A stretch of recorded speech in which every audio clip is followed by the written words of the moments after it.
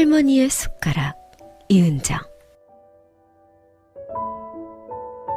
한 신문사 기자가 우리 집에 방문한 일이 있었다. 기자는 현관 입구에서 신발을 벗지 못하고 머뭇거렸다. 들어오라고 하니 집이 너무 깔끔해서 함부로 들어갈 수 없을 것 같다며 조심스럽게 신발을 벗었다. 누추한 거실 바닥에 자리를 내어주자 집이 참 단출하다고 한다.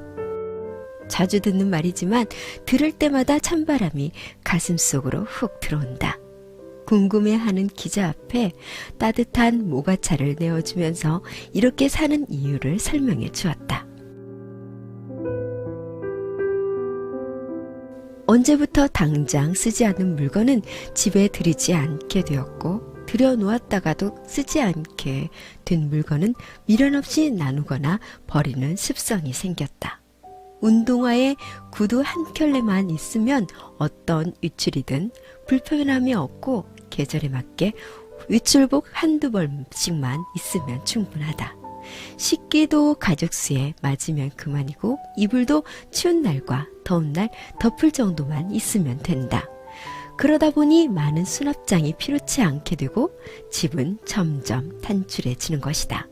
그럼에도 불구하고 나는 매일같이 정리를 한다. 내가 세상에 남기고 가야 할 것이 뭔지 생각하는 습관 탓이다. 내가 살던 마을에 부지런한 할머니가 있었다. 언제나 말씀도 조곤조곤 하시고 입성이 깔끔해서 참 곱게 늙으셨구나 싶었다. 할머니는 항상 집에서 뭔가를 가지고 나와 길에 있는 아무에게나 그것을 주곤 하셨다. 나도 한두 번 할머니가 주시는 것을 받은 적이 있다. 대단한 것은 아니었다. 각종 열매와 참기름, 그리고 숟가락 따위. 열매를 받았을 때까지만 해도 그저 정많은 이웃 할머니의 나눔이라 생각했다. 참기름을 받았을 때는 조금 이상했다. 쓰다 남은 참기름이었다. 나는 받기를 거부했으나 할머니가 너무 완강했다. 집에 기름 냄새가 나야지. 매일 우리 집 앞을 산책하시더니 내가 음식을 잘 해먹지 않은 걸 아셨을까? 그렇게까지 말씀하시는 할머니의 참기름을 차마 받지 않을 수가 없었다. 마지막으로 받았던 숟가락은 정말 아무 의미가 없어 보였다. 그 즈음 할머니가 치매를 심하게 앓고 있다는 소문을 들었기에 나는 숟가락을 받아들고 한동안 멍했다. 거절해봤자 또 버티실 게 분명하다. 나는 결국 숟가락을 들고 집으로 왔다. 수십 년을 밥을 떴을 낡고 구부러진 은수저였다. 그 뒤 할머니의 모습이 보이지 않았다. 그리고 얼마 지나지 않아 할머니가 돌아가셨다는 소식이 들렸다. 시골 마을에서는 남의 집, 경조사를 마을 방송으로 널리 알려서 함께 축하거나 애도한다. 할머니의 함자를 알지는 못했지만 직감으로 그분임을 알 수 있었다.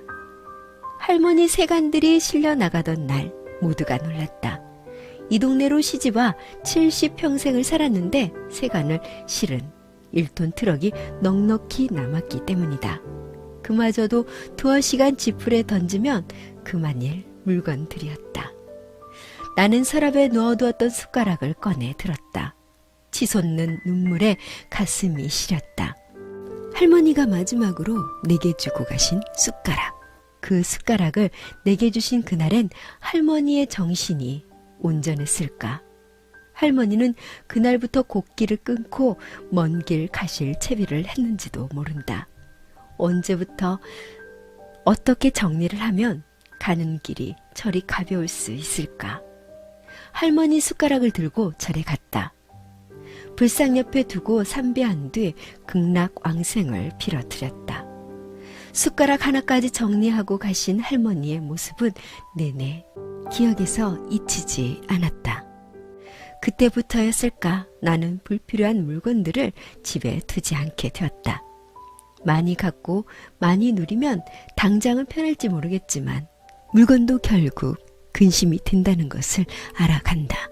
마지막 밥을 떴던 숟가락 하나까지 내가 정리할 수 있다면 마음이 놓일 것 같다. 남은 누군가가 내 뒷일을 처리하는 것을 나는 원치 않는다. 내가 쓰던 물건은 내가 정리하고 싶은 고집이 좀처럼 사라지지 않는다.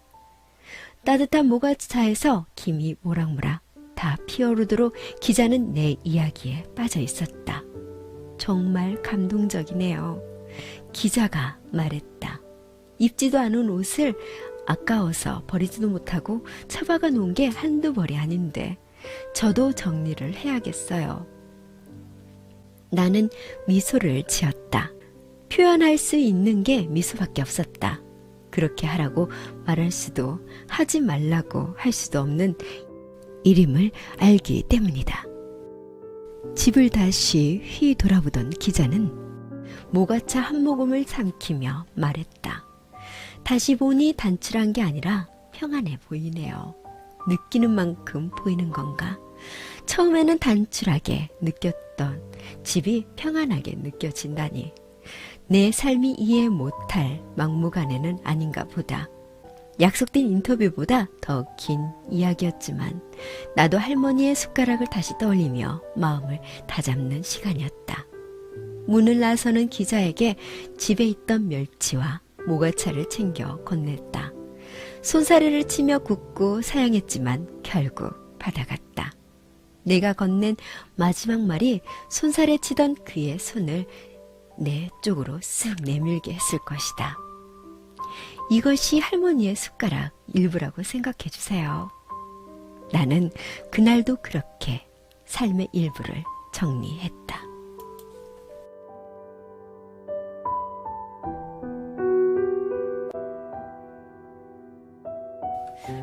방금 들려드렸던 글은요, 이은정 산문집에 수록되어 있는 글인데요. 이 글은요, 2017년 한국예총 예술세계 신인상을 수상한 작품이기도 하다고 합니다. 그리고 소설을 등단하기 전에 수필을 먼저 등단을 했다고 하는데요. 바로 수필가가 되게 해주었던 작품, 할머니의 숟가락 함께 봤습니다.